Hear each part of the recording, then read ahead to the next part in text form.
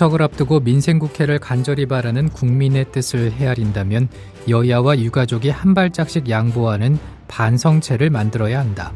그게 국민에 대한 도리다.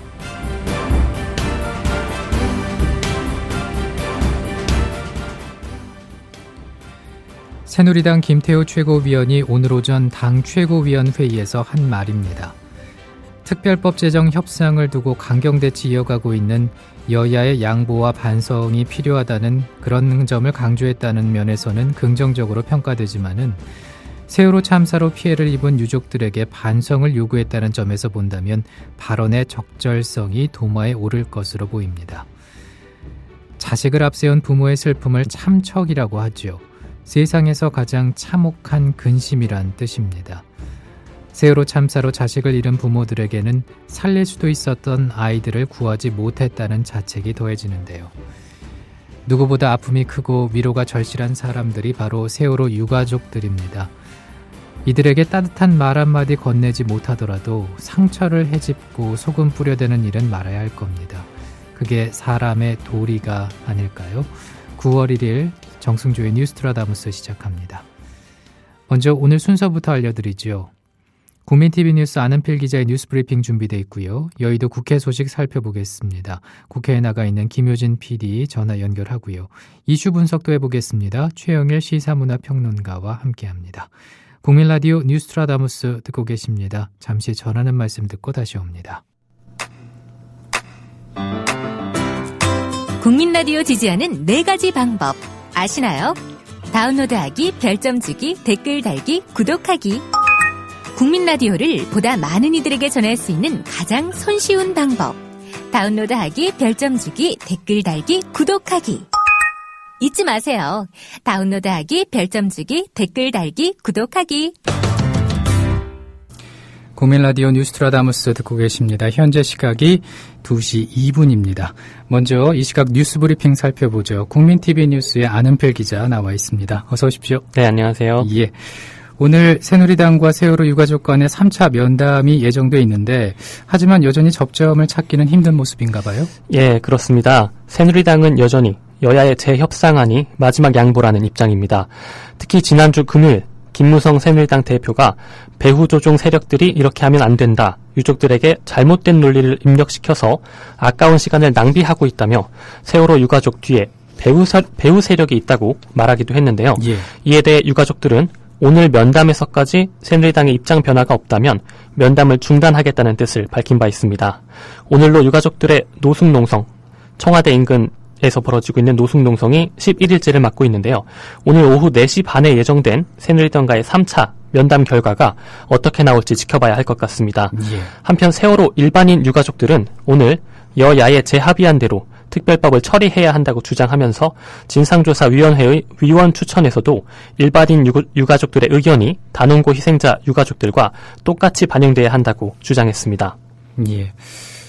그런가 하면은 그 새정치연합 유가족을 진심으로 대하라면서 새누리당에 강력 경고를 했잖아요.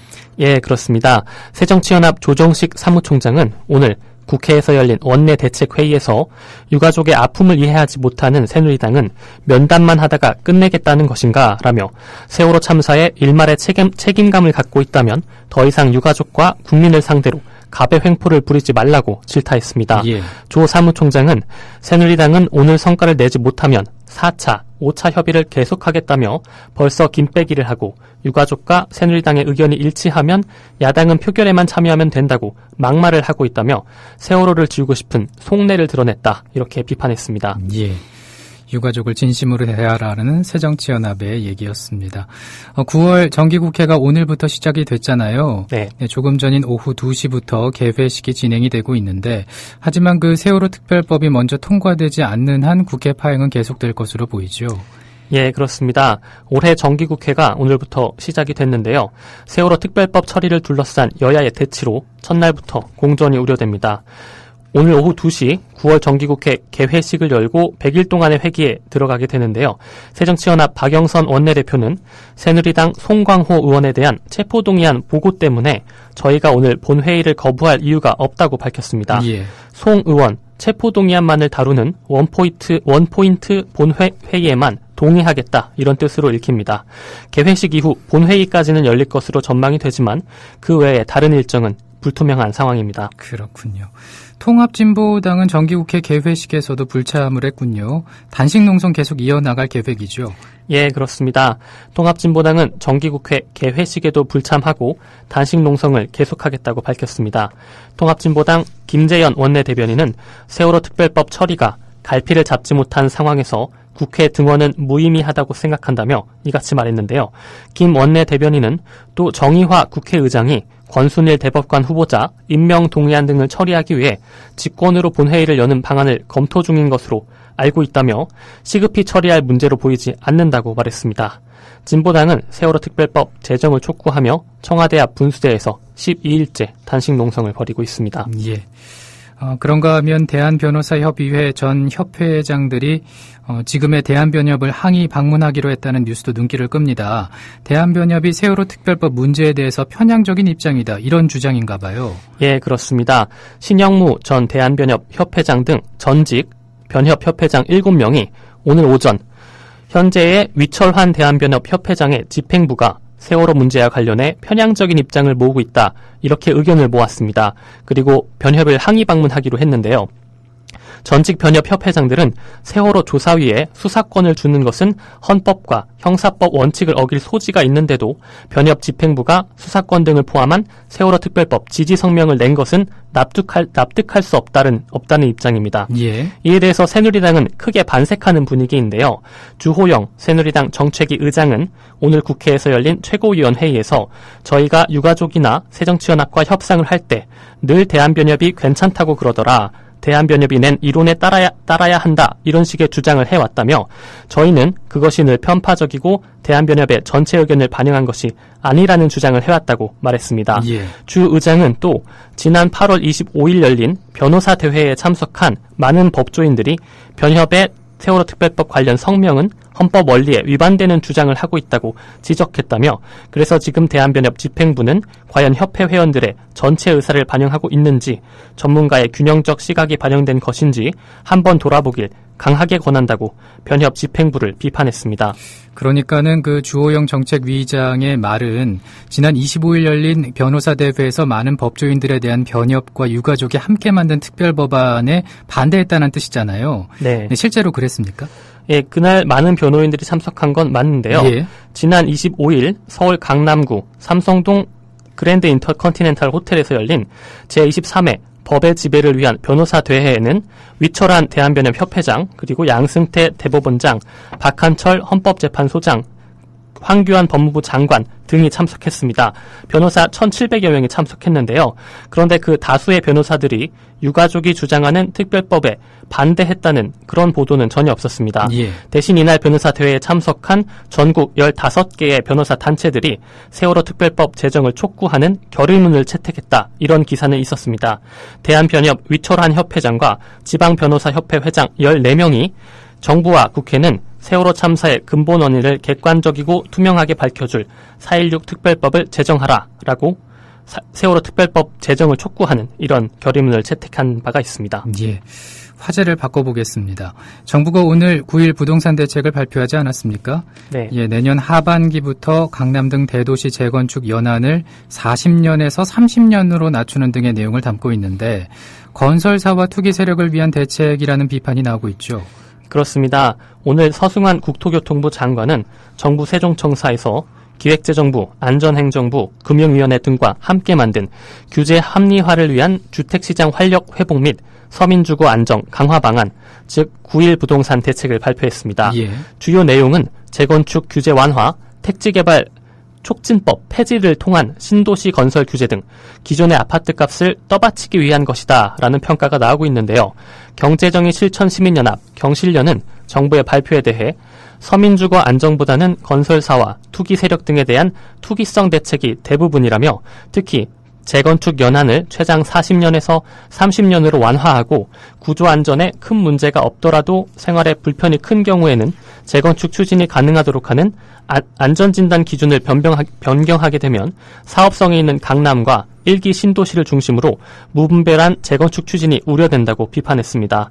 또 현재 서울시가 실시하고 있는 공공관리제마저 무력화될 경우 많은 시민들은 또다시 건설사와 홍보대행 업체에 속아 재건축 소용돌이에 빠질 위험이 높다고 덧붙였습니다. 예, 이와 관련해서 오늘 정부 세종청사 브리핑룸에서 서승환 국토교통부 장관이 브리핑을 했습니다. 네. 9일 부동산 대책을 발표했는데 먼저 그 인서트부터 들어보시죠. 재건축 가능 연한을 30년으로 단축하고 생활에 불편이 큰 경우에는 재건축이 용이하도록 안전진단 시 주거환경 기준을 높이겠습니다.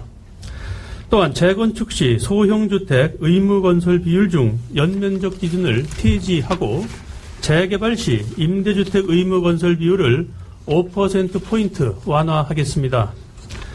공공관리제를 공공지원제로 변경하고 토지 등 소유자 과반수가 원할 경우에는 사업 시행인가 이전에도 시공사를 선택할 수 있도록 하겠습니다. 둘째, 복잡한 청약제도를 개편하여 국민들이 알기 쉽게 하고 실수요자들의 신규 주택 구매 기회도 늘리겠습니다. 국민주택 규모의 민영주택에 대한 가점제는 2017년 1월부터 시군 구청장이 지역별 수급 여건에 맞추어 자율 운영토록 하고 청약예금 예치금 칸막이를 단순화하여 예치금 변경 시에는 청약 규모를 즉시 변경할 수 있도록 허용하며 4개로 나누어져 있는 청약 통장들을 청약 종합저축으로 통합하도록 하겠습니다. 셋째, 국민 및 기업의 과도한 부담을 완화하겠습니다. 기부 체납에 관한 지침을 마련하여 주택사업 추진 시 기부 체납과 관련한 예측 가능성을 높이고 지자체의 과도한 기부 체납 요구를 줄이도록 하겠습니다.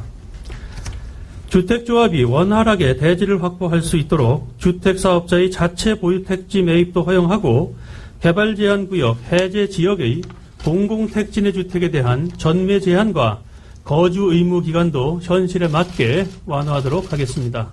네, 서승환 국토교통부 장관이 오늘 브리핑을 했습니다. 아무튼 그 안 기자께서 전해주셨지만은 건설사와 투기 세력을 위한 대책이란 비판이 좀 나오고 있는 상황이지 않습니까? 네. 네, 또 어떻게 결과가 진행이 될지 지켜봐야겠습니다. 다음 소식 살펴보죠. 정부가 그동안 공공부문부터 비정규직의 정규직화를 이루겠다고 강조를 해왔는데 정작 공공기관들은 간접 고용 비정규직을 늘려가고 있다죠. 예, 그렇습니다. 공공부문의 비정규직을 정규직으로 바꾸겠다는 정부 방침에서 빠져나가기 위한 꼼수다, 이런 지적이 일고 있습니다. 예. 오늘 기준으로 공공기관 경영정보 시스템 알리오에 게재된 내용을 보면 지난해 365개 공공기관의 소속 외 인력은 총 6만 3천여 명입니다. 2009년 5만 3천 명 정도보다 18.2% 정도가 는 건데요. 소속 외 인력은 기관이 외주 업체를 통해 고용한 파견, 용역 형태의 간접 고용, 비정규직을 뜻합니다. 이들은 해당 공공기관으로 출퇴근해서 기관과 관련된 업무를 보고 외견상으로는 기관 소속의 정규직 직원들과 다를 바가 없지만 정식 직원은 아닌 셈입니다. 예. 즉 공공기관 인력과 관련된 정부의 정책 대상에서 제외가 되는 건데요. 공공기관의 직접 고용 비정규직은 줄어가고 있지만 대신 간접 고용 비정규직의 규모가 늘어가고 있다는 말입니다. 실제로 간접 고용 비정규직 규모는 기관이 직접 고용한 비정규직보다 큰데요. 지난해 간접 고용 비정규직은 6만 3천여 명, 그리고 공공기관이 직접 고용한 비정규직은 4만 4천 명 정도로 무려 42%, 1만 8천 명 정도가 간접 고용 비정규직이 많습니다. 예, 어찌됐든 그 비정규직이 이제 늘었다라는 얘기잖아요. 그렇죠? 네. 네. 예. 소방관의 절반 이상이 건강 이상에 시달리고 있다라는 뉴스도 눈길을 끄네요. 예, 그렇습니다. 국회 안전행정위원회 소속의 새누리당 강기윤 의원이 소방방재청으로부터 제출받은 자료를 보면 지난해 전국 소방공무원 3만 6천여 명 중에서 6천여 명에 대한 특수 건강검진 결과 약 2만여 명이 53.5%가 건강 이상자 판정을 받았습니다. 예. 유형별로는 눈과 귀, 뒤쪽 공기주머니인 유양돌기 질환, 이것이 3,400명 정도, 전체의 28%를 차지했는데요. 이어서 순환기계, 호흡기계, 내분비계 질환 등의 순이었습니다. 눈과 귀 유양돌기 질환은 3년 연속 소방관 질환 유형 1위를 차지했는데요. 반복적인 사이렌 소리로 인한 청각장애, 유독가스에 의한 안구 영향 등이 주요 원인으로 꼽힙니다. 강 의원은 소방방재청은 소방 전문 치료센터를 확대, 운영하는 동시에 각종 진료 혜택을 제공해야 한다라고 말했습니다. 예, 국민의 건강을 또 지켜주시는 분들인데 이분들의 건강에 이상이 있다라면 또 크나큰 문제가 아닌가라는 생각을 해보게 됩니다. 자, 법무부 일반 행정직 공무원들이 검찰청의 겸임 발령을 받아서 매달 월급을 더 타간 것으로 나타났군요. 예, 그렇습니다. 국회 법제사법위원회 전문위원 보고서를 보면 지난 6월 기준으로 기획조정실과 감찰관실 등 일반 행정직 101명이 검찰청 겸임 발령을 받아서 월급으로 많게는 27만 8천원, 27만 8천원 정도를 더 받았습니다. 예. 이렇게 매년 1억 8천만 원 정도가 추가 지급이 된 건데요. 발령은 내놓고 아무런 일도 하지 않았기 때문에 큰 문제가 되고 있습니다. 이에 대해서 법무부는 검찰청 직원의 직위를 겸임할 수 있다는 검찰청법 51조에 따른 것이라고 해명했고, 법사위는 운영지원 업무와 검찰 업무가 나뉜 현재 상황에 맞게 제도 개선이 필요하다고 지적했습니다. 예. 마지막으로 이 국방부가 병사들의 생활관을 분대 단위 침대형으로 변경하는 사업을 내년까지 마치겠다고 밝혔는데 어찌 보면 외형적인 변화만 강조하는 모양새가 아닌가 그런 생각이 듭니다. 예, 오늘 김민석 국방부 대변인은 정례 브리핑을 통해 소대 단위 침상형 구조의 생활관을 분대 단위 침대형 구조로 바꾸고 있다며 늦어도 내년까지 사업이 완료될 것이라고 밝혔습니다.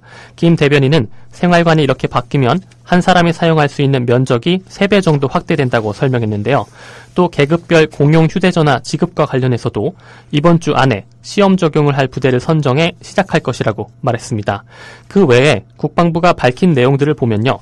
부대, 부모, 병사 간 24시간 소통 보장, GOP 면회 허용 및 부대 평일 면회 가능 보장, 또 병사의 자율휴가 선택제 시행, 열악하고 과밀한 생활관 개선 등 4가지인데요.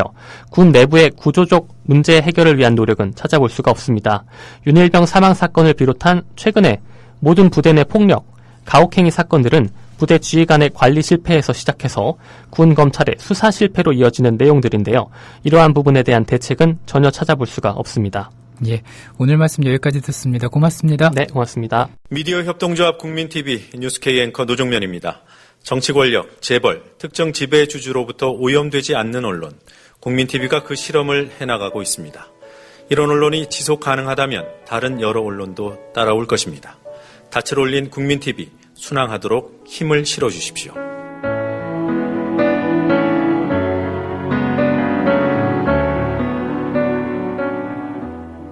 월 11,000원의 조합비 납입. 조합원 여러분의 많은 동참을 바랍니다. 자동납부는 미디어 협동조합 홈페이지 국민.tv 또는 서울전화 3144-0933, 서울전화 3144-7737로 신청하실 수 있습니다. 여러분에게 언론 혁명으로, 그래서 자부심으로 보답하겠습니다.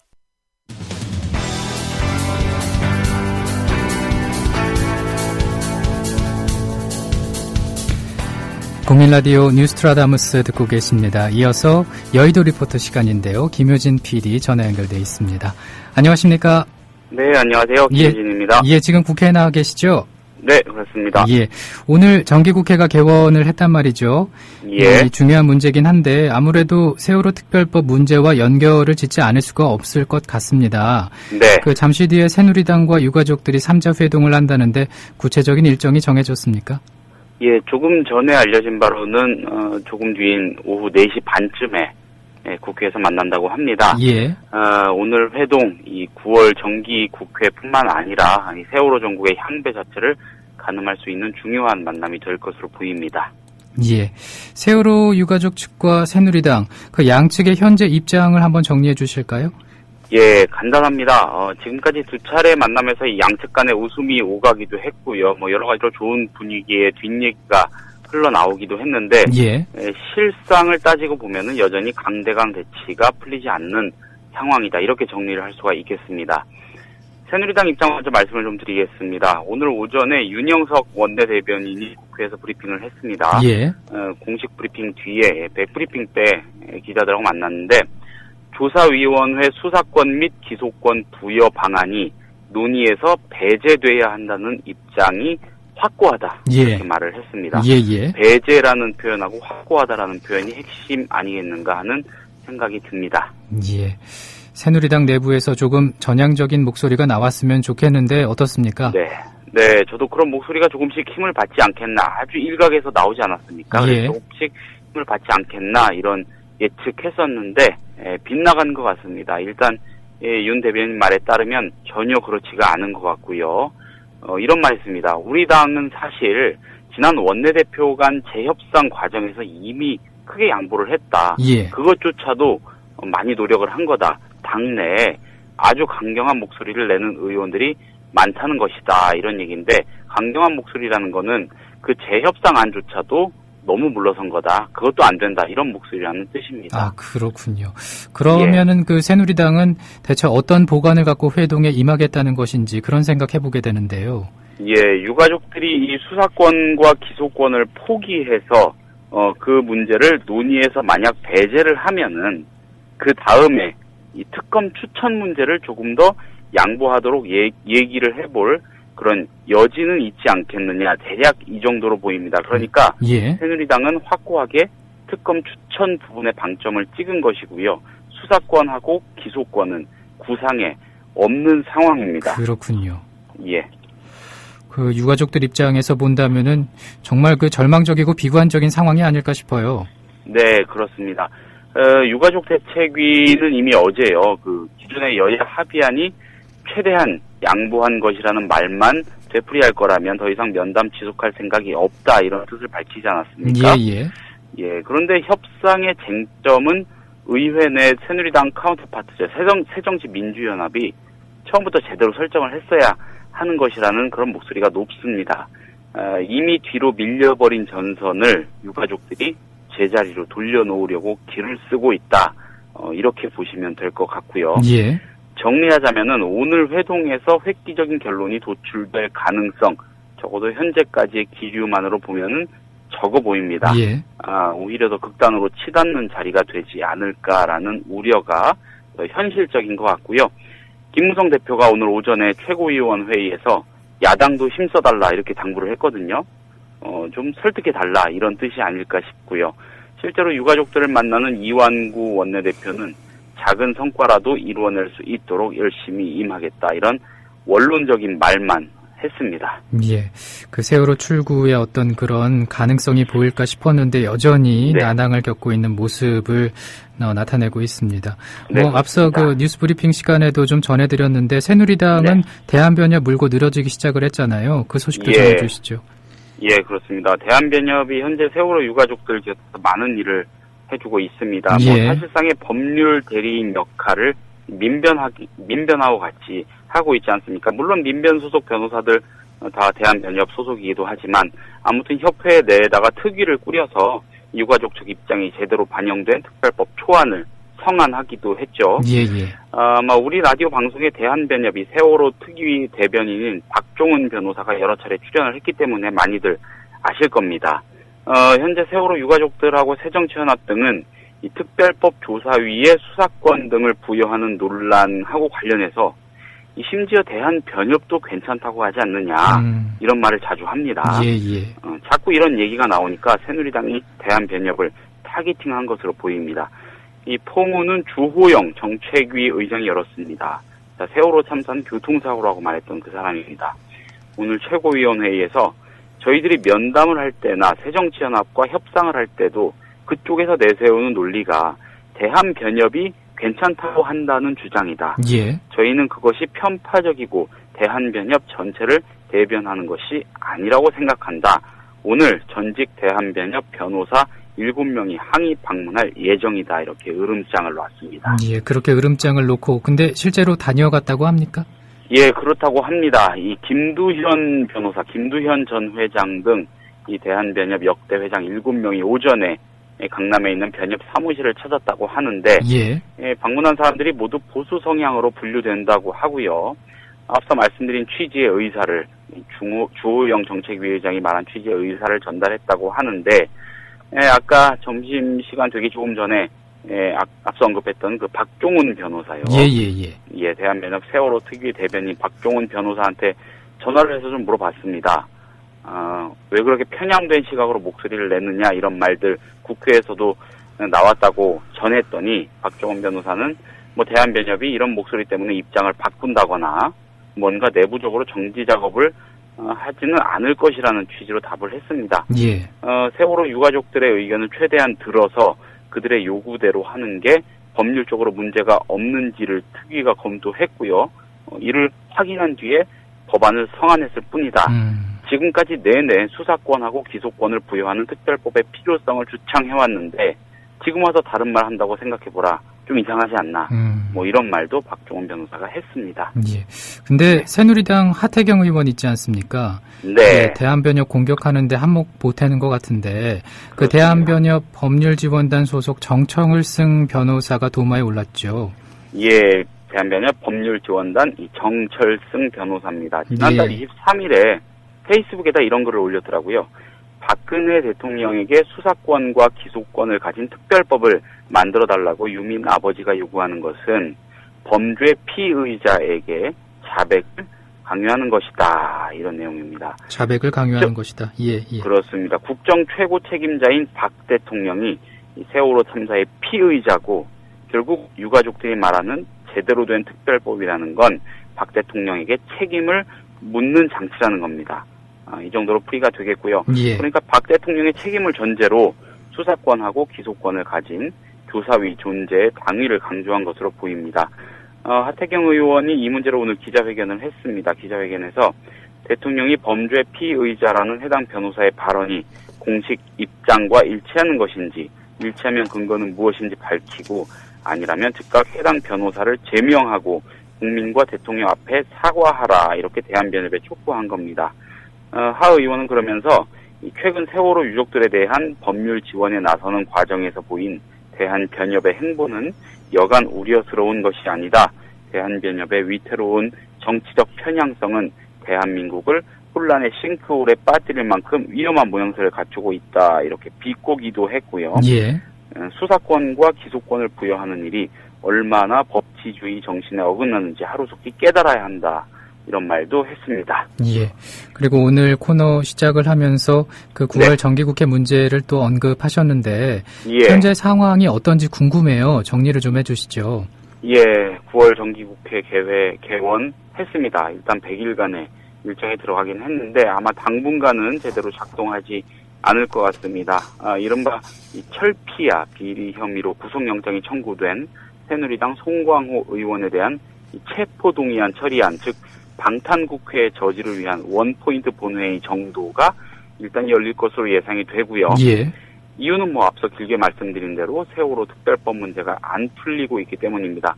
새누리당은 민생 법안과 세월호 문제를 분리해서 처리해야 한다는 입장인 반면에 새정치연합은 세월호 특별법이 제1의 민생 법안일 뿐더러 새누리당이 말하는 민생 법안은 대다수가 특정 기득권 세력을 위한 가짜 민생 법안이다. 이렇게 맞서고 있는 겁니다. 예. 새정치연합이 이런 의사를 확인하는 차원인 것 같은데 내일부터 민생 투어를 떠나지 않습니까? 예, 같은 예. 맥락일 것 같고요.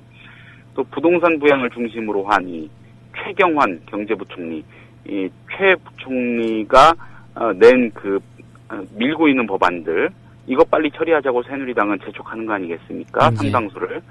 이런 구상을 두고도 최경환 노믹스라는 말이 나오니까 새정치연합은 카지노 노믹스다 이런 말을 붙여서 비난하고 있습니다. 예. 예. 그리고 조금 전에 여야 모두 의원총회 열고요. 현안에 대한 입장을 모으는 절차를 거쳤는데 제가 이 브리핑 전화 연결을 하다 보니까 이 내용을 전해드리기 힘들 것 같고요. 뭐 비공개이기도 했고요. 예. 예, 이를 중심으로 내일 아침 브리핑에서 더 전해드리겠고 참고로 이 안철수 의원이 이 새정치연합 위총장에 등장을 해서 좀 관심을 모으고 있습니다. 그랬군요. 그것도 한번 예. 관심을 갖고 지켜봐야 되겠습니다. 근데 네, 그 김유지 PD께서 지금 국회에 계시잖아요. 네. 이 앞으로 이 여의도 리포트를 꾸며주실 건데 네. 뭐 어떤 점에 좀 주안을 두셔서 방송 만들어 주실 건지 한 말씀 부탁드린다면요. 어떤 점에 주안을 둘지라고 갑자기 물어보시니까 조금 당황스럽긴 한데 기계적으로 뭐 그 뉴스 꼭지들을 간추려서 전하는 식으로는 하지 않으려고 합니다. 예. 좀 그런 걸 벗어나서 좀 한 가지 이슈의 흐름을 잘 짚어내서 같이 청취자들, 조합원들하고 공유할 수 있도록 하는데 주력을 해보겠습니다. 예, 고맙습니다. 네, 감사합니다. 뉴스트라다무스 듣고 계십니다. 현재 시각이 2시 32분입니다. 일반 부대에서 복무하는 병사들 9월 1일부터 평일에도 애인이나 가족을 면회할 수 있게 됐습니다. 또 병사 계급별 공용 휴대전화 사용이 일부 부대에서 시범 운용되는데요. 국방부는 9월을 국민이 신뢰하는 열린 병역문화 시작의 달로 선포를 한다면서 지난달 25일이었습니다. 민관군 병역문화혁신위원회가 발표한 연내 조치할 수 있는 4가지 혁신안을 구체적으로 수립해서 9월 1일 오늘부터 시행한다고 밝혔습니다. 평일 면회는 일과 후에 가능하고요. 면회 시간과 장소, 면회 대상 등 세부적인 시행 방법은 장성급 지휘관이 정하도록 했는데요. 그동안 면회가 허용되지 않던 최전방 GOP 근무 장병에 대해서도 작전 임무와 지리적 환경 등을 고려해서 휴일 면회만 허용할 수 있도록 했습니다. 이 같은 결정에 대해서 임태훈 군 인권센터 소장은 어떤 입장일까요? SBS 라디오 한수진의 SBS 전망대에서 밝힌 말을 들어보겠습니다. 면회가 과연 실효성이 있을지는 잘 모르겠습니다. 왜냐하면 부모님들이 다들 직장이 있으신 분이 많은데 예. 이분들이 과연 평일날 면회를 가실 수 있을지가 좀 의문이고요. 예. 또 하나는 GOP 같은 경우에는 현재 이 업무가 너무 많습니다. 전반야 후반야로 해서 예. 주야를 밤낮이 바뀌어서 근무를 하는 상황들이 많이 발생하고 있고요. 예. 또 하나는 22사 총기 사건에서 보셨듯이 2개 사단이 방어할 지역을 1개 사단이 방어한다든지, 예. 2개 대대 병력이, 커버해야 될 부분을 1개 대대가 그렇죠. 커버하는 병력이 많이 것들이 모자란다면서요. 많습니다. 예. 동부전선 경우에는 특히 민통선으로부터 출발해서 GOP로 올라가려면은 해발 1000고지인데, 예. 1시간이 소요됩니다. 예. 그러니까 이러한 물리적인 어떤 현장에 부담이 있는데 예. 당시 이게 저희 분과에서 성안된 겁니다. 예. 저희 분과에서 토론이 될 때 현역 영관급 장교께서 사실상 반대에 가까운 발언을 하셨습니다. GOP 관련해서는요. 예. 이렇게 되면 현장 지휘 부담이 더 커진다라는 이야기를 했습니다. 이건 저는 물리적인 타당성이 있다고 보고 있고요. 그래서 전체 회의에 성안을 해서 전체 회의에서 토론을 더 하자라고 성안을 했음에도 불구하고 전체 회의 때 토론하지 않고요.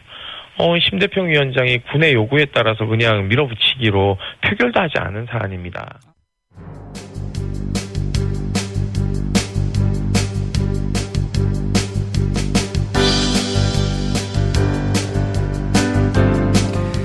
계속해서 이슈 분석 시간입니다. 최영일 시사문화평론가 전화 연결돼 있습니다. 안녕하십니까? 네, 안녕하세요. 예. 정기국회가 열리는 9월 첫날이지 않습니까? 네, 그렇습니다. 예, 지난 주말까지 여야 협상과 관계가 교착이 돼 있었고, 네. 여당은 민생 행보, 야당은 총력 투쟁으로 대비가 됐었는데, 네. 주말이 이제 지났으니까 달라졌을까 싶지만, 최 평론가께서는 어떻게 보십니까? 일단은 여야 의원들은 굉장히 압박을 많이 받겠죠. 예. 왜냐하면 오늘 헤드라인 뉴스도 다 똑같은데요. 이제 이 국회 정상화의 분수령이다 이런 식의 헤드라인들인데요. 예. 사실 7월 후반부터 계속 매주 월요일이 되면 본회의가 열릴까 말까 하면서 분수령 얘기를 매주 들어왔거든요. 예. 근데 어쨌든 정기국회 이제 개회일이 왔기 때문에 정말로 분수령이냐 지켜봐야 되는데요. 지난 조금 전 2시에 어쨌든 이 정기국회는 개원이 됐습니다. 개회식이 진행이 되고 있을 거고요, 아마. 예. 그 다음에 이제 이 개회식이 끝나고 나면 본회의는 열릴 예정인데, 우선 오늘은 원포인트 국회가 본회의로 열릴 예정입니다. 이제 현안은 뭐가 있냐 하면은 새누리당 홍광호 의원의 체포 동의안 처리 문제가 있거든요. 예. 이 부분은 야당도 참석하지 않을 이유가 없다라고 해서 아마 이제 여야 간에 교감이 있었고, 본회의는 열려서 송광호 의원에 대한 체포동의안을 가결할 것 같고요. 예. 참 공교롭게도 이제 2014년 9월 1일 정기국회가 본회의로 아주 오랜만에 열리는데 이 비리의원에 대한 체포동의안 문제가 원포인트로 처리되고 그 이후 일정은 이제 어떻게 될지 오리무중이라는 점에서는 아이러니한 거고요. 예. 작년 9월 4일에 바로 이 내라는 모로 구속됐던 이석기 의원에 대한 체포동의안이 처리된 바 있거든요. 예. 그래서 마치 데자뷰를 보는 것 같기도 한데 어쨌든 지금 큰 문제는 뭐냐 하면 아까 이 아나운서께서도 얘기해 주실 때 여당은 민생행복, 야당은 총력투쟁 이 자체가 굉장히 좀 왜곡된 이미지 정치의 프레임이다. 이렇게 우리는 봐야 할 것 같습니다. 예. 왜냐하면 지금 이 총력투쟁의 원인은 결국 세월호 특별법인 거고요. 세월호 특별법은 그런 민생이 아니다라는 프레임이 돼버리는 거거든요. 예. 하지만 우리가 좀 주목할 부분은 이제 야당도 그렇게 주장을 하고 있습니다만 세월호 특별법이야말로 아주 핵심적인 민생이다.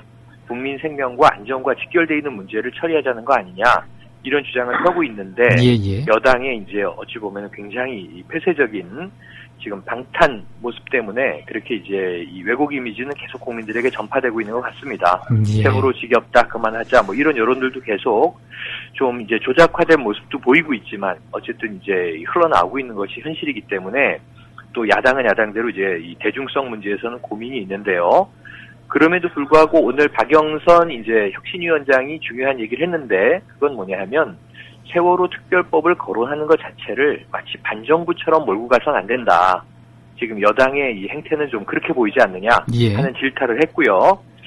그럼에도 불구하고 야당은 지금 3트랙 전략이라고 하는 것을 이제 어제부터 내놨어요. 이게 이 2트랙 전략, 이건 여당이 얘기했던 거예요. 예. 민생 현안과 세월호 특별법을 분리해서 처리하자 이런 문제였는데 이 야당의 3트랙 전략은 세월호 특별법 제정 촉구 비상행동을 한다. 이건 이미 하고 있죠. 예. 그리고 국민안전 방문 활동을 하겠다. 이건 좀 새로운 거고요. 9월 정기국회는 원내에서 임하겠다. 이거는 원래 이제 원내 병행투쟁이었기 때문에 얘기돼 있던 건데 국민안전 방문 활동이라고 하는 것을 더 집어넣음으로써 세월호 특별법에 대한 이 촉구가 사실은 민생과 이 격리되어 있는 것이 아니다 하는 것을 좀 부각시키기 위한 전략으로 보여지는데 이게 좀 잘 전달이 될지는 지켜봐야 알 수 있을 것 같습니다. 예. 그러니까 야당의 3트랙 전략이 세월호 특별법 제정 촉구 비상 행동이고 그다음에 국민안전 방문 활동 그리고 9월 정기국회 이렇게 세 가지인데 어찌됐든 이 새정치민주연합의 3트랙 전략을 본다면은 새로운 활동 지침으로 보입니다. 그렇죠. 예, 지금 같은 정국에서 새로운 물꼬를 뜰 수 있을까 그런 생각도 드는데 어떻습니까? 야당은 뭔가 전환점이 꼭 필요한 시점이긴 한데요. 지금까지 흐름으로는 레토릭으로 끝날 가능성이 크다. 왜냐하면 지금 제일 핵심적으로 중요한 대목이 세월호 특별법을 유가족 원안으로 제정해야 한다. 국민 지지가 높거든요. 예. 그리고 이제 세월호 특별법을 어쨌든 여당도 유가족에게 합의해서 풀어줘라라고 하는 이제 압박들이 있는 건데요. 문제는 그 똑같은 목소리를 내고 있는 새정치민주연합의 지지율은 떨어지고 있어요. 10%대 이제 중반에서 초반으로 떨어지고 있는데 이런 그 서로 엇갈리고 있는 교차되는 통계 분석을 보면 무엇을 알 수 있냐 하면 굉장히 열심히 총력이라는 말까지 걸고 투쟁을 하고 있음에도 불구하고 야당에 대한 국민들의 신뢰가 그렇게 높은 것 같지 않다. 예. 그렇다면 지금 이 3트랙 전략이 되든 이 4트랙 전략이 되든 이 레토릭을 구사하는 게 중요한 게 아니라 정말 야당의 진정성이 전달돼야 되는데 그 첫 번째 물꼬는 어디서 튀어져야 되냐면은 당 내에서부터 나와야 되거든요. 예. 지금 당내에서도 온건파, 강경파 분리돼 있다는 계속이 그렇죠. 언론의 흐름으로 가고 있고요. 예. 15명의 연판장파는 이 장외투쟁을 거부한다 이런 입장이어서 그러면은 지금 이제 계속 박영선 이 혁신위원장의 리더십이 시험대에 올랐다고 이야기한 지가 2주가 지났는데 3주차 시험대 위에서 이게 고심을 하고 있는 상황이거든요. 먼저 원내의 결속을 다져야만 당내의 또 결속을 다져야만 국민들의 이제 참여와 공감을 더 강화할 수 있다. 이 부분을 해결하지 못하면 야당이 어떤 전략을 내놓느냐 하는 것은 그냥 그림에 불과합니다. 예. 그래서 기존의 장외투쟁, 원내활동의 병행 추진과 크게 달라질 것은 없어 보인다. 이것이 이제 개인적인 예측이라고 보겠습니다. 예. 그 최평론가께서는 야당의 역할론에 대해서 많이들 이제 방송에서 말씀을 하고 강조해 주셨잖아요. 네, 그렇습니다. 그래서 이제 또 오늘 말씀해 주신 것 가운데 하나가 단일화된 모습을 좀 보여야 된다라고 얘기하셨는데, 네. 그러기 위해서는 어떤 것들이 제일 시급한 문제라고 보십니까? 우선은 당내, 이게 우리가 이 민의의 전당인 의회를 소통과 토론을 통해서 상대방을 설득해 나가고 결국은 이제 타협과 양보를 통해서 합의를 이루는 장 이렇게 이야기를 하거든요. 예. 이 원론이 결국은 핵심인 것 같습니다. 뭐냐면 개파라고 하는 것에 대한 공격을 외부로부터 야당이 계속 받는 이유도 내부에서 함께 정말 본질적인 이야기를 백지 상태에서 테이블에 쌓아놓고 서로 머리를 맞대는 모습을 보여주지 못하기 때문이거든요. 예. 그런데 또 각각 개별 의원들을 인터뷰해보거나 매체에 나와서 이야기하는 것들을 들으면 열심히 얘기하고 있다, 열심히 만나고 있다 이렇게 얘기를 하거든요. 그런데 사실은 이 말이 또 역시 그렇게 이제 보였으면 하는 바람으로 그치는 것처럼 느껴지고 그렇다면 그만큼 많은 소통을 통해서 야당의 내부에서 합의를 이뤄가고 있는 것은 무엇인가 하는 문제들에 대해서는 정말 국민들의 시각은 서로 한 지붕 아래 서로 이 같은 피를 갖지 않은 가족들이 모여있는 것 같은 모양새다. 예. 그러면 차라리 분당하는 게 낫지 않냐 이런 얘기까지도 서슴지 않고 나오는 상황이면 예. 야당은 정말로 긴장하고 각성해야 되는데 그런 모습 없이 어찌 보면 그냥 하루 이틀 이렇게 면피로 가는 것 같아서 안타까운 지점이고요.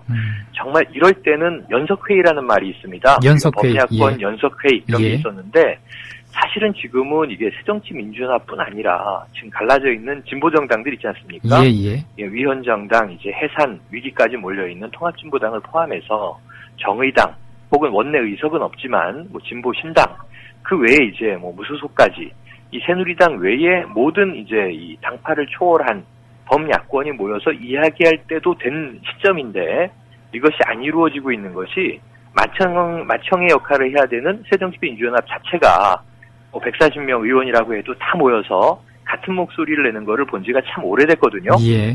이제 혁신위원장 겸 원내대표가 밖에 나가서 피켓팅을 해도 내부에서는 저래서는 안 된다라고 또 손가락질을 하고 있다 보니까 이거는 이미 이제 여러 갈래로 쪼개져 있는 모습들을 국민들이 동시에 보고 있는 상황이죠. 그래서 이 미디어의 힘이 중요한데 그러한 상황에서 투명한 모습으로 하지만 뭔가 합의를 이뤄나가는 모습을 우선은 이 집권 여당을 압박하기 위한 동력을 내부에서 좀 끌어올려줬으면 좋겠다.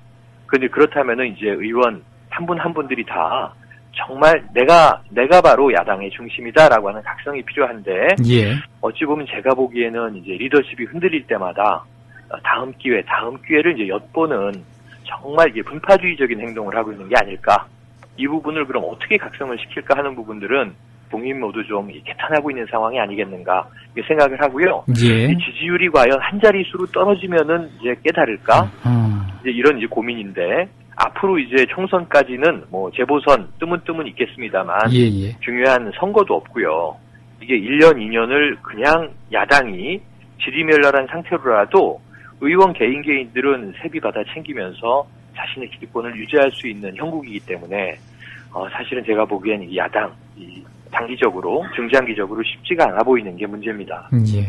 아무튼 그 세월호 특별법과 관련해서 이제 야당의 역할이 많이 이제 부족한 상황이고 근데 네. 이제 답답하다 보니까 단일화된 목소리를 좀 보여줘라 이렇게 말씀하시는 것은 아닌가 그런 생각도 드는데 네, 그렇죠. 근데 야당이 그렇게 단일화된 목소리를 낸다고 해서 국민들이 이거를 또 어떻게 받아들일까는 또 의문이 들기도 하거든요. 그러니까 너무 간격이 이제 너무 많이 벌어진 게 아닌가 싶기도 합니다. 맞습니다. 그럼에도 불구하고 우리가 대중정당 현재 우리가 헌정 질서 내에서의 정당이라고 하는 것은 결국은 이제 유권자 국민들의 이제 지지를 받고 성장할 수밖에 없는 거기 때문에 집권을 최종 목표로 잡는다고 하면 야당이 수권 능력이 없다라고 국민과의 골이 깊어졌을 때 그 야당은 무엇을 하는 야당이냐 정체성에 이제 회의가 올 수밖에 없거든요. 그렇죠. 그러면은 사실은 2년 후에 총선, 3년 후에 대선 해볼 이유가 없는 거잖아요. 이런 문제들 때문에 사실은 또 이제 고개를 드는 것이 그럼 개헌을 통해서 의원 내각제로 보완을 하거나 혹은 이제 제왕적 대통령제를 의원 집정부제로 좀 보완해야 되는 거 아닌가 하는 얘기들이 이미 지난 선거 전에 흘러나왔는데 저는 지금 현재 여야 국회가 이렇게 균형을 못 잡고 있는 상황에서 그런 개헌 논의도 상당히 위험한 논의다. 87년 지금 이 헌법 체제를 흔드는 것 자체가 또 다른 붕괴로 우리 사회를 몰고 갈 수 있다 생각이 돼서 그렇다면 이 국회가 균형을 잡는다면요. 국민들이 또 이제 새로운 대안에 동의할 수 있겠지만 상당히 지금 이제 어떤 논의도 끄집어내기 어려운 사실은 지금 국회 무용론에 가까운 상황 아닙니까? 근데 이 여당도 좀 깨달아야 될 것이 야당을 파괴하고 궁지로 몰아넣었을 때 걸릴 것이 없구나. 이게 아니고 국민들의 입장에서는 이게 민주주의가 아닐 수 있다라고 하는 역박성이 일어날 수도 있다라고 하는 것을 좀 굉장히 심각하게 깨달아야 되는데 지금 여는 여대로 질주하고 야는 야대로 스스로 판 구덩이에서 헤어나오지 못하고 이 안타까운 상황이 너무 오래 교착되고 있네요. 예. 그런가 하면 오늘은 새누리당 이완구 원내대표 세월호 유가족과 3차 면담을 갖기로 되어 있는 날인데 네, 세 번째 만남이지 않습니까? 이게 기대가 컸거든요. 예. 1차, 2차 면담에서 어쨌든 그동안의 오해를 많이 불식했다. 진전된 합의안이 도출된 것은 아니지만 서로 면대면 하면서 조금 분위기를 누그러뜨리고 있다. 그러려면은 이제 3차, 4차, 5차 횟수에 상관없이 계속 만나야 되는 건데요. 지금 문제를 지난 금요일에 새누리당이 터뜨렸죠. 예. 뭐냐면 이 야당에 대한 이제 공세적인 선언이긴 했는데 이 재합의안에서 한 발도 양보할 수 없다. 지금 우리가 이 유가족을 만나고 있는 것은 설득하기 위한 면담이다. 예. 우리의 입장은 조금 더 바뀌지 않는다라고 하는 얘기를 해버렸어요. 이게 협상 과정이 할 수 있는 얘기는 아니거든요. 제가 보기엔 이건 남북관계 지금 하고 비슷한 건데 예. 서로 테이블 위에서 양자 간에 협의할 사항들을 외부 미디어를 통해서 혹은 이 관전자들에게 자꾸 이제 유포하는 겁니다. 그런 것을 전해 듣게 되는 유가족은 당연히 기분이 좋을 리가 없죠. 그렇죠. 그래서 지난 주말 사이에 유가족도 우리의 목표는 변하지 않는다. 이 수사권과 기소권을 이제 진상조사위에 부여하는 것이다. 라고 또 얘기를 했고요. 이 부분에 대해서 이 집권 여당, 새누리당의 전향적인 모습이 보이지 않으면 면담을 유지할 이유가 없다. 우린 그만하겠다. 이런 얘기까지 나왔어요. 예. 그러니까 이것은 이제 여당이 자초한 일인데 이런 식으로 사실은 이제 테이블에 마주 앉아야 될 양자 간에 사실 전략을 외부로 흘리는 게 그 자체가 또 전략일 수도 있는데 지금 이 면담에서 국민들이 원하는 것은 여당의 진정성, 오픈마인드, 조금 개방적인 자세, 유가족의 입장을 배려하고 귀를 여는 것 이거고요. 그리고 유가족이 여당을 신뢰하게 되면서 좋아요. 최악의 경우에 이제 유가족들이 설득당해서 우리 재합의한 대로 가겠소, 합의한 대로 가겠소 한다고 치자고요. 근데 그건 무엇으로 가능하냐면 집권 여당이 진실을 규명하고자 하는 의지가 있구나라고 그동안의 불신 모드에서 신뢰 모드로 전향이 될 때 가능한 일이거든요. 예. 근데 지금은 신뢰를 이끌어낼 수 있는 발언도 아니고 또 협상안을 뭔가 좀 유화적으로 유연하게 조정할 수 있는 안도 아니고 이 여당이 먼저 선긋기를 하고 나오는 바람에 3차 면담 전의 분위기를 굉장히 그르쳐놨습니다. 그럼에도 불구하고 어쨌든 이제 진행은 될 예정이니까 오늘 저녁에 나오는 입장을 보겠습니다만 2차 면담 이후에서 한 반걸음 더 나간 모습이 오늘 나오기는 어렵고 오늘의 면담은 서로 또 오해를 다시 푸는 원점으로 돌아가서 4차 면담을 바라보는 징검다리가 되지 않겠는가 이렇게 예측을 해보고요. 그럼에도 불구하고 이 협상, 면담의 문이 닫히지는 않았으면 좋겠다. 이게 우리 국민과 우리 집권 여당 사이의 일인데 참 이게 남북 관계를 보는 것처럼 이렇게 아슬아슬해서야 어떻게 이게 우리가 이 외교는 고사하고 내치를 풀어가겠는가 안타까운 현상인데요. 이번 정부가 워낙 불통이니까 어쨌든 이런 상황까지도 우리가 목도하게 되는 것 같습니다. 예, 결국 그 본질이 무엇인지 좀 잊지 않았으면 좋겠다라는 생각을 해보게 되는데요. 그렇습니다. 처음에 말씀드린 대로 이게 세월호 특별법의 문제와 민생은 이게 괴리된 문제가 아니다. 세월호 특별법은 또 뚝 떨어져 있는 엉뚱한 문제가 아니라 우리 국민의 안전, 생명 보장, 민생, 재산권 이 문제가 다 결합되어 있는 거고요. 또 따로 이제 여당 일각에서는 이제 정부에서도 그 법안 발의에 대한 촉구를 이제 주말임에도 불구하고 어제 나왔는데 유병헌 특별법 제정해달라. 유병헌 특별법조차도 사실은 세월호 특별법에서 진상조사위에서 조사해야 할 여러 갈래 중에 하나일 뿐입니다. 근데 그런 것들을 자꾸 분리해내려고 하는 전략이 저는 문제가 있다고 보는데 진상조사위가 광범위하게 가동되면 모든 걸 다 풀어야 되는 거 아닙니까? 유병헌 미스테리까지 포함해서 대통령이 이야기한 적폐, 관자까지도 다 조사해야 되는 겁니다. 근데 그것을 이제 자꾸 분리해서 생각하는 것, 마치 이것은 이제 유가족들의 지금 요구하고 있지도 않은 보상배상 문제를 자꾸 덮어씌워서 부각시키려는 것 같아서 이거는 정말 마치 유가족들을 우는 아이에게 사탕 물려주는 형태로 풀려고 하는 거 아닌가. 너무 좀 하수적인 협상 전략이다. 이렇게 좀 질타를 하고 싶으네요. 예. 결국 뭐 지금까지의 교착 국면이 전환될 징후는 뭐 그렇게 뭐 아직은 없죠. 네. 근데 이 상황이 좀 호전이 될 수 있을까요? 어떻게 보십니까? 호전 가능성은 저는 이 야당은 야당대로 지금 아까 말씀드린 궁지에 몰려있는 상황, 지금 스스로 각성하지 못한다면 더 궁지로 몰려봐야 되겠죠. 예. 그 다음에 여당은 지금, 우리가 지금 힘을 가지고 있으니까 밀어붙이면 다 제압할 수 있겠구나.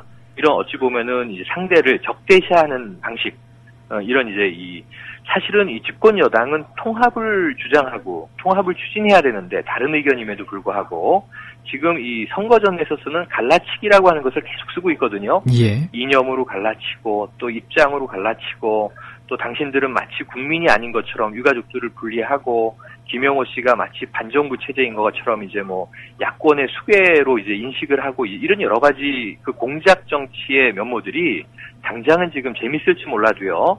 여당 스스로도 이것도 무덤을 파는 일이다. 왜냐하면 지금 이 세월호 특별법의 유가족 입장을 지지하는 국민들의 입장이 줄어들어야 정상일 텐데 이 피로감이 강해지면서 사실은 그렇지 않거든요. 일각에서는 이거 여야가 계속 협의 못하고 3자 협의체도 운영되지 않고 대통령도 이런 식으로 민생 따로 뭐 세월호 유가족 따로 지금은 뭐 답이 없으면 만날 때가 아니다. 의회에서 처리해라 하고 청와대 정부는 나몰라라 하고 이런 상황이면 조금 있으면 국민들이 이렇게 지겨운 상황인데 그러면 국민투표 합시다라고 들고 나올 수 있습니다. 이게 과연 국민투표까지 가야 될 일입니까? 그러니까 이렇게 이 정치권이 다 손 놓고 방기하다가 이런 안타까움 속에서 교착 국면이 전환될 징후는 이 청와대도 못하고 정부도 안 하고 국회에서도 스스로 양보 못하고 이 유가족들의 입장을 조금도 반영시켜주지 못하고 하면 결국 교착 국면을 전환시킬 것은 국민밖에 없다. 왜냐하면 국민이 주인인 것이 나라이니까 전 이렇게 바라보는데요. 그 국민들의 이제 여론이라고 하는 것이 어떻게 이제 물꼬가 튀게 될지 추석 직후가 되면은 저는 이 분수령 하던 언론의 헤드라인을 뒤바꿀 것은 국민의힘이라고 보는데 이 여야 모두 그렇고요. 특히 정치권 또는 특히 정부 청와대에서 이 불통을 스스로 해제하지 않으면 불통은 해제될 것이다. 이렇게 바라봐야 되겠죠. 근데 이제 여당이 이제 세월호 특별법과 관련해서 뭐 갈라치기도 하고 있고 야당도 마찬가지입니다만. 근데 그렇게 갈라치기를 하는 상황에서 유가족들은 또 상처를 받을 수밖에 없는 상황이지 않겠습니까? 그렇습니다. 그나마 다행이라고 저는 생각하는 것이요. 유가족들과 진심으로 함께 해주는 국민 일부가 있다. 오늘 9월 1일 개강일인데요. 오늘 이제 SNS에서 제가 피켓 사진을 하다 보니까 대학생들이 거리로 나오기 시작했어요. 이 김영호 씨가 단식을 중단한 이후 오히려 이제 광화문 단식 농성장에 시민들의 릴레이 단식은 더 늘었습니다. 그런데 이제 개강 직후부터 대학생들이 거리로 나오고 있거든요. 이런 여러 가지들을 본다면 사실은 이제 이 유가족들은 외롭지 않다. 말씀하신 대로 정치권 주고 있죠. 하지만 이 상처가 유가족들을 그렇게 많이 흔들지는 못할 것이다. 이것이 어찌 보면은 이기지 못하는 싸움이 된다면 유가족은 마치 유배되는 우리나라의 정상적인 국민이 아닌 것처럼 치부돼서 그 트라우마가 굉장히 오래 가겠지만요. 그런 모습을 우리가 그냥 내버려둬서는 안 되기 때문에 그러한 어떤 여와 야, 진영 논리를 가지고 특정한 입장인 것이 아니라, 이 자녀들을 잃은 부모의 심경이란 어떨 것일까? 이 초심에 입각한 국민들이 그분들 주변에 많이 모여들고 있기 때문에 저는 이 여와 야가 갈라서 싸우고 있는 이 격전장 속에서나마 유가족들은 그렇게 외롭지 않을 것이다. 그리고 이분들은 또 이 유경규 대변인의 입장이라든가 쭉 들어봤을 때 지금 분노감, 슬픔 여러 가지 잠겨 있을 수 있는 미묘한 감정이 교차하실 상황임에도 불구하고 지금까지 굉장히 합리적으로 대응하고 계시다. 이렇게 판단이 됩니다. 시간이 한 2분 조금 남았습니다. 마지막 질문 드릴게요. 그리고 오늘 추가적으로 이제 좀 짚어볼 뉴스도 좀 알려주시죠. 추가적으로 짚어볼 뉴스는 저는 윤일병 사망 사건도 세월호에 이어서 우리가 이제 더 이상 좌시하지 말아야 될 대목이라고 보는데요. 조금 전에 인터뷰 연결해 주셨을 때 보니까 마침 임태훈 소장 연결해서 군 병영혁신위원회 이야기를 이제 듣고 계셔서 그 얘기는 이 청취자분들께 많이 전달됐을 것 같고요. 또 하나는 어제 이제 유병헌 회장 장례식이 있었죠. 구원파 관련해서 지금 여러 종편과 시사보도 채널들이 이제 생중계하다시피 했습니다만 참 신기하게도 어제 그 장례식이 끝나니까 오늘 그렇게 이야기하던 1번 가방과 9번, 10번 가방이 나왔다고 해요. 예. 내용물은 별게 없습니다. 이게 굉장히 제가 보기에는 검경 합동수사팀이나 특히 검찰에서 기획수사를 하고 매우 타이밍을 교묘하게 잡아서 하나하나 이제 풀고 있다. 이 국민들에게 어떤 메시지를 주고자 하는 것이냐? 저는 궁금하기 이를 데가 없는데 우리가 지난주 후반에 재판에서 나왔던 이 세월호와 쌍둥이배 오하마나호가 있지 않습니까? 예. 거기 박모성 선장이 어떤 재판정에서 증언을 했냐면요. 이 두 배 공이 이 후미 부분에 뒷부분에 VVIP실이 있다. 이것을 로얄이라는 뜻의 R1룸 이렇게 부르는데 예. 유병헌 회장만 이용할 수 있는 방인데 유병헌 회장 외에 단 한 명의 정치인만 이용할 수 있었다 이 얘기했거든요. 예. 그래서 이제 판사가 재판장이 그럼 그게 누굽니까 물었더니 명예훼손에 걸릴 수 있기 때문에 절대 말할 수 없다 이렇게 얘기했어요. 이 한 명이 누군지 검찰은 알고 있을 겁니다. 예. 당연히 뭐 취조해서 답을 받았겠죠. 그게 이제 뭐 엠바고든 오프 더 리코드든 모르겠습니다만 이 한 명의 정치인이 누구인지가 확실히 밝혀지지 않으면 세월호 미스테리가 풀릴 수 없다. 이것은 지금 사실 오늘이라도 뉴스에서 터져 나와야 할 일인데요. 예. 이것을 또 꽁꽁 싸매고 있는 이 검찰, 이 수사팀이 저는 굉장히 의문스럽고 의혹스럽습니다. 그것을 또 물타기하기 위해서 뭐 이게 진짜 가방이든 가짜 가방이든 이 어떤 증거물, 이제 1번 가방을 흘린 것이 아닌가 하는 저 개인적인 추정을 이제 해보고 있는데요. 한번 이 유병헌 수사 과정도 세월호에 관한 진상조사와 관련해서 우리가 계속 예의주시할 문제라고 말씀드리고 싶네요. 예. 오늘 말씀 고맙습니다. 네, 고맙습니다.